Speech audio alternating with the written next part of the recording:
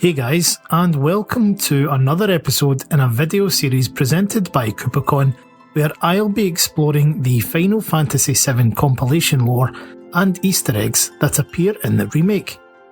I'm MJ Gallagher, author of the unofficial Final Fantasy VII Novelisation, the standalone novel The Nibelheim Incident, which is now an audio series also produced by KupoCon, and the new book Norse Myths that inspired Final Fantasy VII. The purpose of this series is to discuss a lot of the detail hidden within the remake, and to provide a broader understanding for new and veteran fans alike. In the last episode, I examined the first half of Chapter 13, titled A Broken World, covering the immediate aftermath of the Sector 7 pillar collapse, as well as Elmira's story of who Aerith really is. This time around, I'll be examining the second half of Chapter 13, as well as a related side quest from Chapter 14. The video will inherently include spoilers for this section of the game, but anything beyond Chapter 13 is minimal and mainly speculation. However, as always, if you're not familiar with the original story, there will very likely be heavy spoilers. And if you're new to the channel, please don't forget to subscribe and hit that notification bell. Before I begin, I'd like to briefly touch on the trailer that Square Enix recently dropped concerning the PlayStation 5 DLC for Final Fantasy VII Remake, titled Intergrade.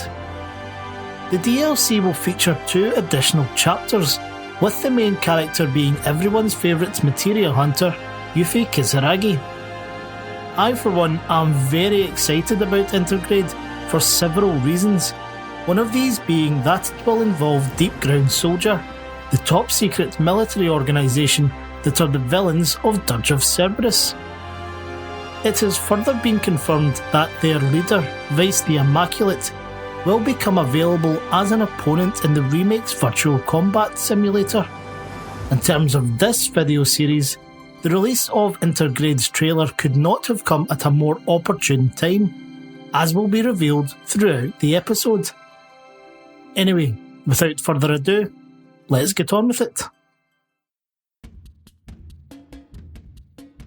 With Marlene safe and sound, asleep at Elmira's house, Cloud, Barrett and Tifa decide the best course of action should be to head for the Sector 7 slums to see how they can help. Thanks to the route Cloud and Aerith took back in Chapter 9 through the collapsed expressway of Sector 6, the party knows exactly how to get there. However, the destruction of Sector 7 has caused parts of the expressway to crumble further, opening up a new path.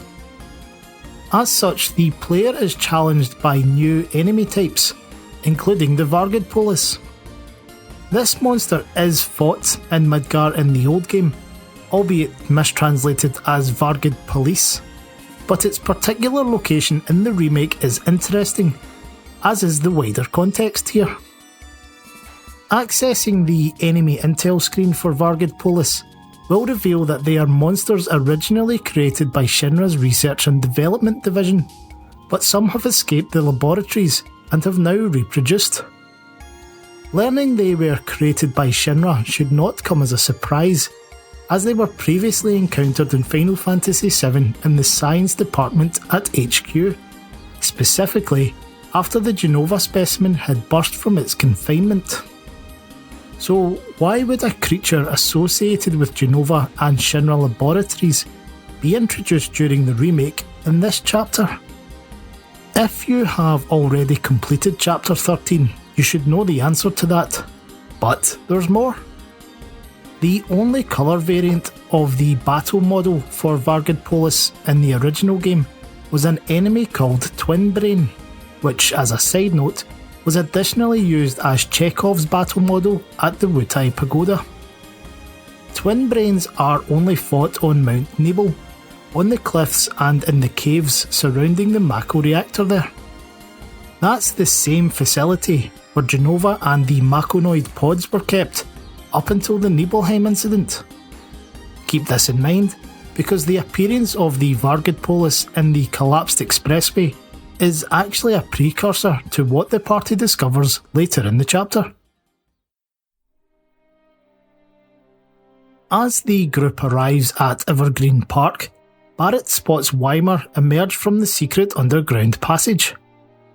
Weimer has not played any noteworthy part in the game since Chapter 3, so it's odd that a degree of focus would be placed on him in particular.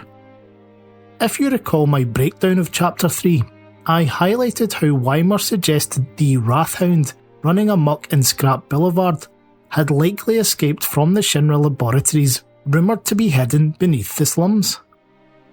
As well as the appearance of the Vargad Polis, this is now the second instance in quick succession of the remake alerting the player to the presence of such R&D labs. As Aerith initially revealed in Chapter 9, there's an entrance to the underground service tunnels beneath one of the Moogle frames in the park. The existence of these passages ties in nicely with what I spoke of in my Chapter 11 video, specifically in relation to Vincent accessing similar tunnels from the train graveyard during Dirge of Cerberus. Like I've touched on before, it's worth highlighting that these subterranean walkways were not intended for public use. This is further supported by the mysterious locked gateway near the north exit, itself bearing the emblem of the Shinra Corporation. Arriving back at Sector 7, the party finds Marrow and other locals still alive, but the district has been utterly decimated. In terms of scale, however, there's a lot less damage than one would have expected, given that a fair chunk of a city was dropped on them.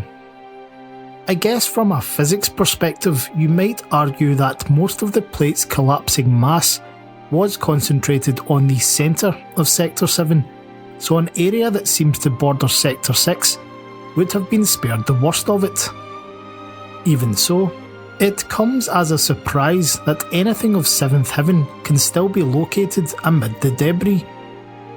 One thing that I would like to draw your attention to in this moment is the way in which the bar's signage has been cleaved.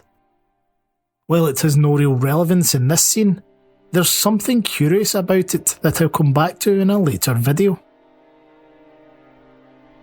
I've mentioned in previous episodes that there seems to be an unusually high number of cats or cat references in the remake. Having one of Wedge's felines attract the party's attention in this scene is yet another example. The cat meows at them, then scampers off into the rubble, prompting Tifa to suggest they follow it. This may just be a coincidence, but it seems to allude to something I've previously brought up. I spoke way back in my Chapter 3 video about a likely Easter egg concerning the mandatory side quest of locating the schoolgirl Betty's 3 lost kitties. Their white fur and pink collars resemble Tifa's cat from episode 12 of Before Crisis, and one is even found on the terrace of 7th Heaven. What's interesting about this is Before Crisis reveals that after Sephiroth had seriously wounded Tifa at the Mako reactor during the Nibelheim incident, Zangen managed to reach her and thereafter save her life by following her cat up the mountain. This might explain why Tifa is so quick to do the same with Wedge's cat. The feline leads them down into the sinkhole that has appeared where their Avalanche colleague's home had been, and it becomes immediately apparent that this is one of the secret Shinra facilities Weimer had referenced earlier in the game. They spy Wedge himself on the other side of a glass partition, but as they approach, another tremor causes the floor to give way under their feet. It is at this time that the player gains control of Barrett, somewhere inside what the game identifies as an underground test site. While it's certainly not a common occurrence in the compilation, veteran fans will know that there's a brief spell in the original Final Fantasy VII where Barrett is playable.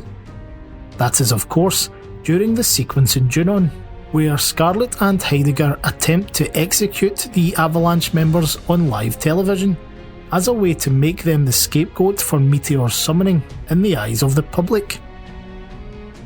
This section introduces the mechanic of blasting your way through obstacles with Barrett's gun arm. There's something massively satisfying about using this function to also shatter the Shinra crates lying around, just as Cloud does with a mighty swing of his sword. A short distance along the corridor, Barrett enters an area called the Waste Processing Chamber. This might seem a bit random to most fans, but it's very possibly a real deep dive into Compilation lore.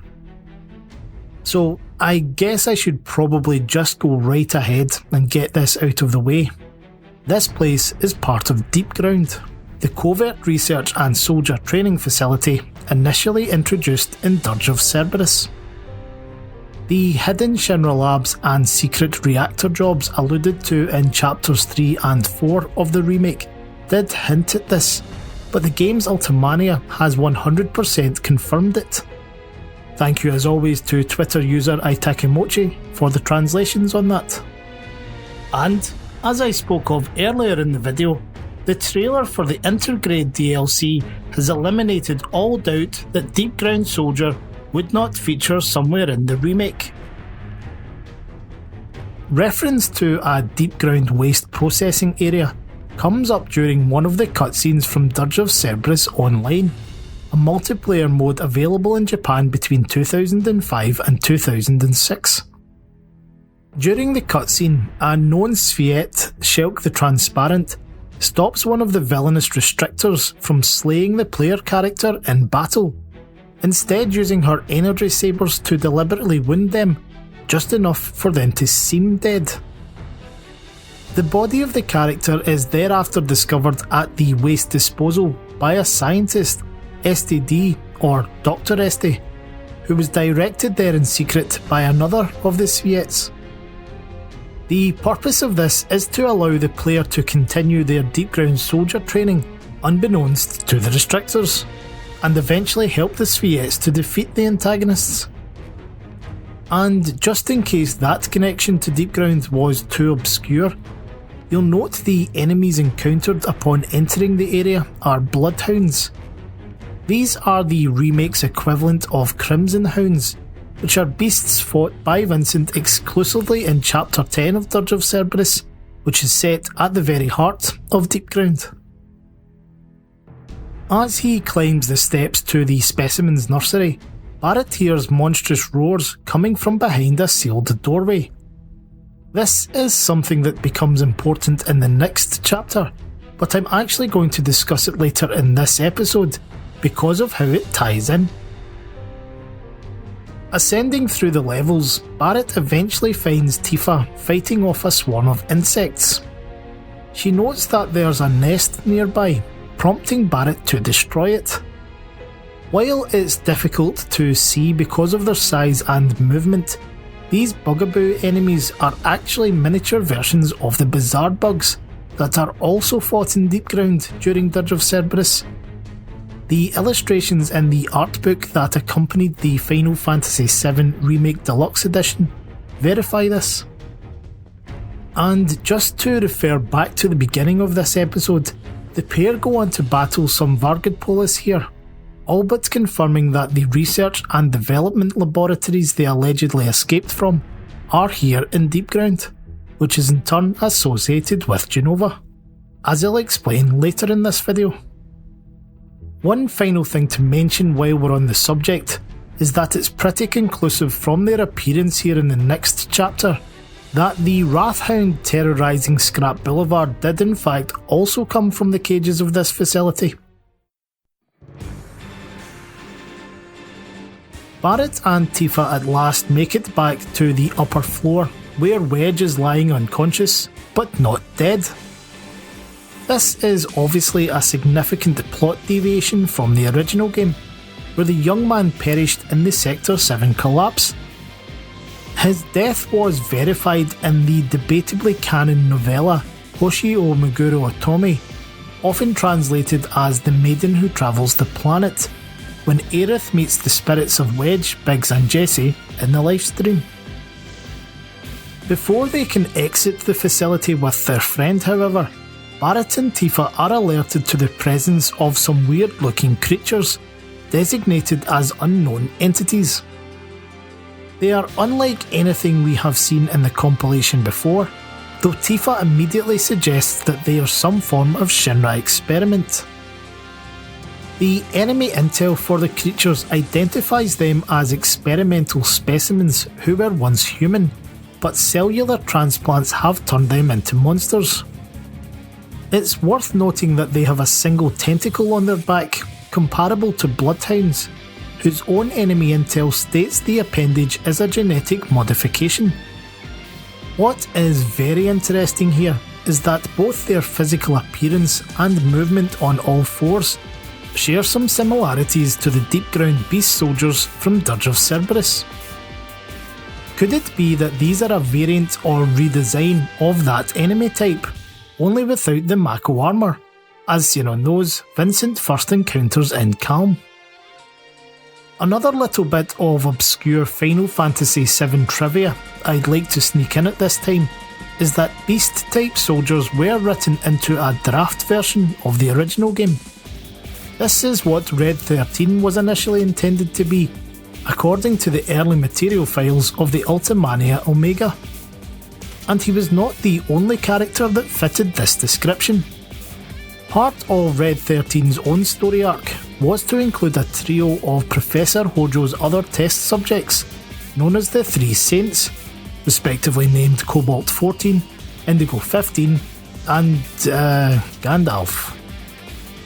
As you might have already deduced from this, those beast-type soldiers were blue, despite being clones of Nanaki. It's very possible, therefore, that the concept was carried over into Dirge of Cerberus, where the deep ground soldiers are also associated with Hojo, and now into Remake. Furthermore, a line that was supposedly ditched in the draft version of the old game had Hojo referred to Cloud and Red 13 as soldier failures flocking together. Speaking of failed experiments, when Tifa runs up the elevated platform in a bid to close the duct through which the unknown entities are pouring, an enormous variant smashes through the panels. Tifa falls through the air but is caught and launched upwards again on Barrett's arm, which is a visual callback to Cloud battling Bahamut Tremor during Advent Children. As well as its size, the so-called failed experiment has a slightly different design, namely the twin tentacles and armoured frill. When it energises itself, the glowing veins across its body change from red to blue, a colour that perfectly mimics the Mako cords built into the suits of the deep ground soldiers in Dirge of Cerberus. This attribute is highlighted by Shulk in the game because despite her rank as an elite Sviet, her body is so destabilised that she cannot survive outside her Mako pod for too long without her suit. There's also one more point I'd like to talk about concerning the failed experiment, but I'll come back to it. Once the monster has been defeated, Cloud leaps in to help finish it off. Barrett unleashes his fire in the hole limit break on the staggered creature, which veteran fans will of course recognise as Big Shot from the original, causing a section of the wall to crack behind it. The trio thereafter investigate the fracture. Beyond is a darkened room lined by Mako capsules, similar to those we have seen in previous compilation titles. The party is shocked to discover human bodies inside the tanks, with the camera focusing on Cloud. He remarks that this is the Shinra he knows, which is a reference to the Makonoids he recalls finding at the Mount Nebo reactor with Sephiroth 5 years ago. During that flashback in the original game, a slightly modified version of which appears in Crisis Core, Sephiroth explains that Professor Hojo placed humans inside materia condensation pods, presumably to study the effects on organic life forms. These beings additionally show up in the Mako-rich caves of the Benora Underground, before Zack's final showdown with Genesis, and the term given to them is Makonoids. However, their wild, crystallised form is significantly different to the lifeless test subjects we see in Remake, who seem to be in standard Mako capsules rather than materia condensation pods, so we can all but rule out that they are Makonoids. So what are the people in the tanks then? The obvious answer would simply be they are the ones waiting to undergo cellular transplants that will turn them into creatures like the unknown entities. But there might be more to it than that. As the group gazes upon the containers, Cloud begins to hallucinate again. He sees alternating images in the capsules of naked male and female figures, of himself, of an unknown entity, and finally of his own eyes drenched in Mako. This is all quite specific.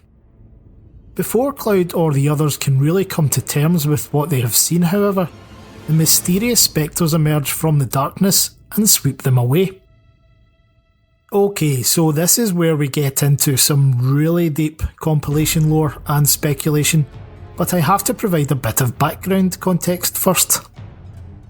Mako was initially discovered as a consumable energy source approximately 40 years ago by the Shinra company, which, at the time, was a weapons manufacturer.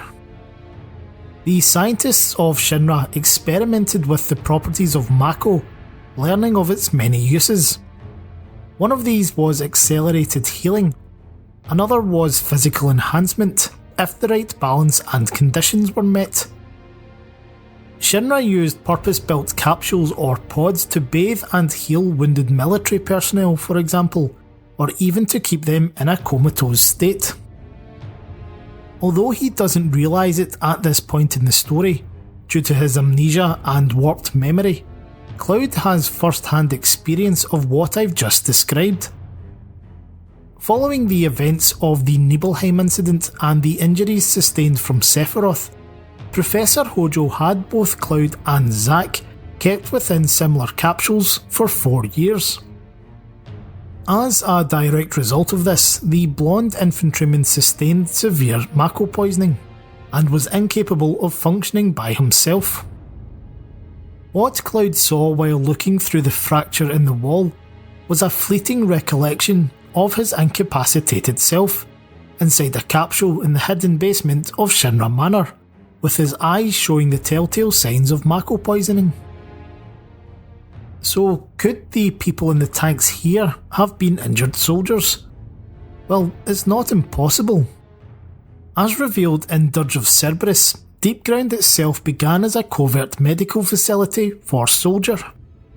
Further to this, the opening movie of the game's online mode lists what type of people come to Deepground, specifically mentioning those who have been wounded and transported here.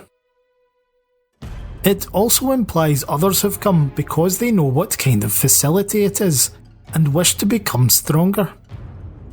Based on his appearance during episode 4 of Before Crisis, Azul the Cerulean is very likely one of the latter.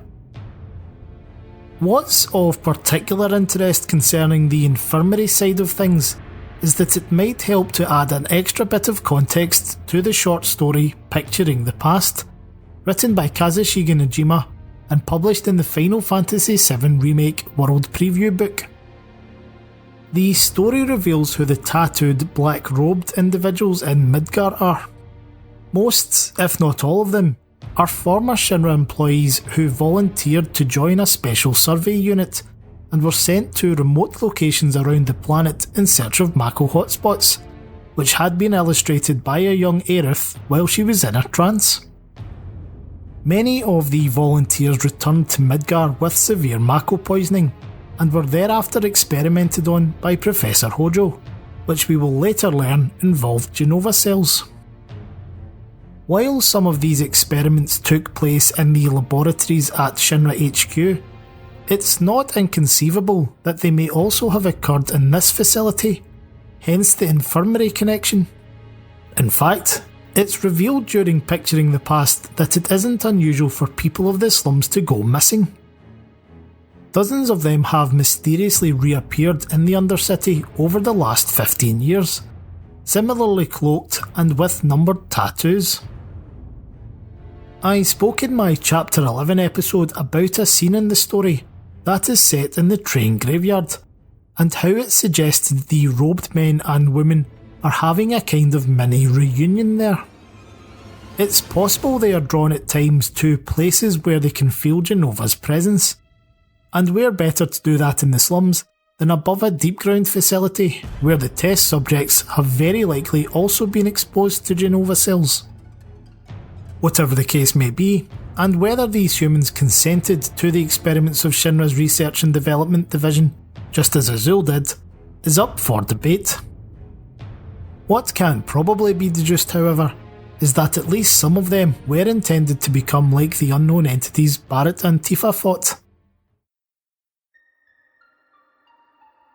I don't think I could forgive myself if I dedicated most of a video to Deep Ground and a portion of it to failed experiments, but did not bring up Genesis.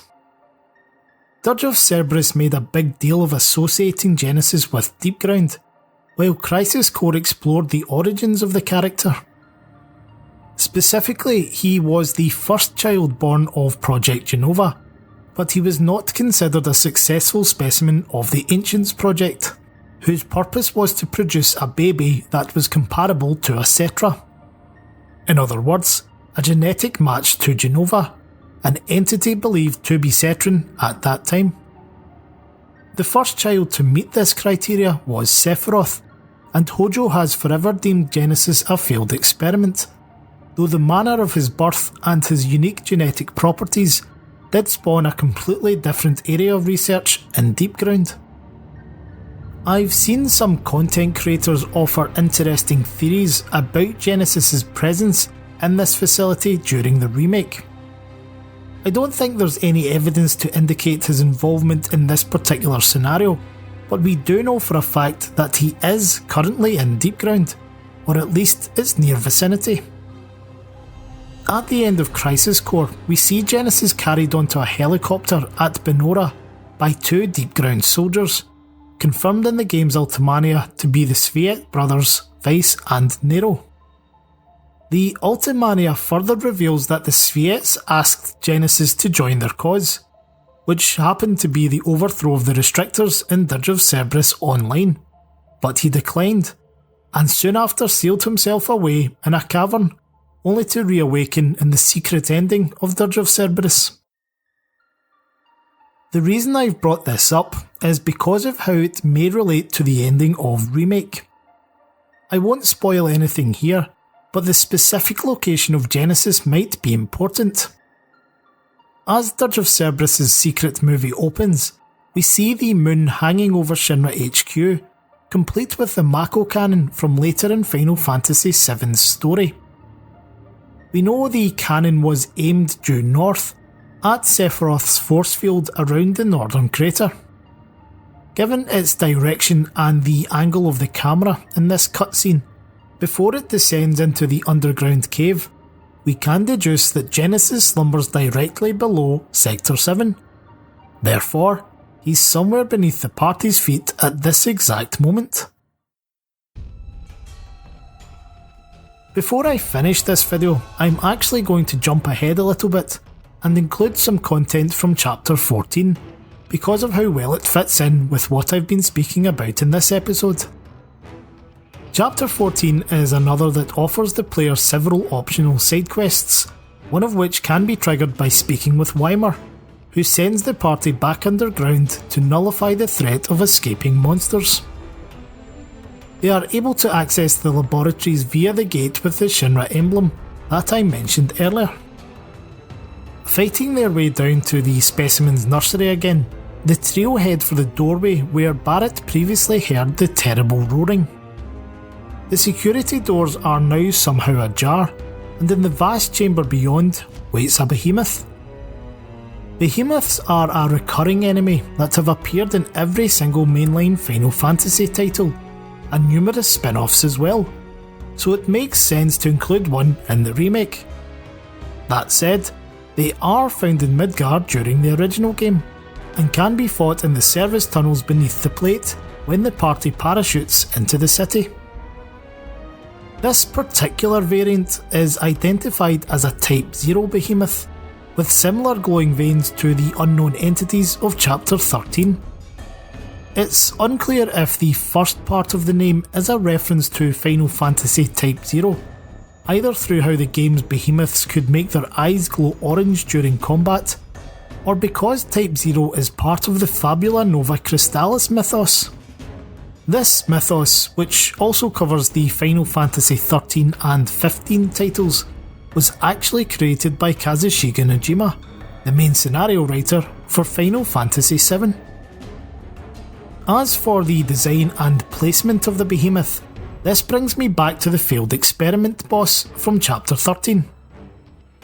The enemy intel for that giant creature reveals that, like the unknown entities, it too was once human, but cellular transplants from various large creatures have turned it into a terrifying fiend.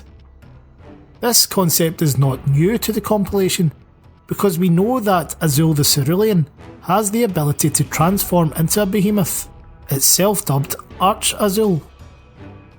During the online mode of Dirge of Cerberus, one of the restrictors gives a brief background to this, stating that the Sviet is the only successful case of the Metamorphose project, which took place shortly after Azul arrived in Deepground. It's therefore possible, given the close proximity of the failed experiment and the Type 0 behemoth in this facility, that they relate to the same research as Azul. Arch Azul is of course battled and slain by Vincent Valentine during his descent into Deepground. And finally, Chapter 13 ends with Cloud, Tifa and Barret regaining consciousness outside the sinkhole where Wedge's house had been. They are all a bit dazed about how they got there, and the sight of the Mako capsules has clearly given Cloud a lot to ponder on. Exactly what the purpose of this scenario was about, and why the mysterious spectres intervened when they did, I'll discuss in the next episode. It's a poignant touch to have the player continue controlling Barret as he carries Wedge back through the ruins of Sector 7, reinforcing the importance of his paternal and leadership attributes I referenced in the previous video. Saving Wedge, however, has given him hope of finding Biggs and Jessie alive too.